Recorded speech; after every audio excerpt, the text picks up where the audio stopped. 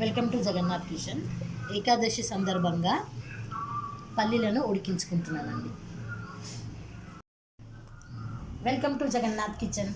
ఏకాదశి సందర్భంగా జగన్నాథునికి ప్రసాదంగా పల్లీలను ఉడికించుకుంటున్నానండి. ఉప్పు వేసి ఉడికించుకుంటున్నానండి. ఉడికించుకున్న తర్వాత జగన్నాథునికి నైవేద్యంగా అర్పించుకుందాము. ఇలా పల్లీలను ఉడికించి తీసుకున్నాను చూడండి.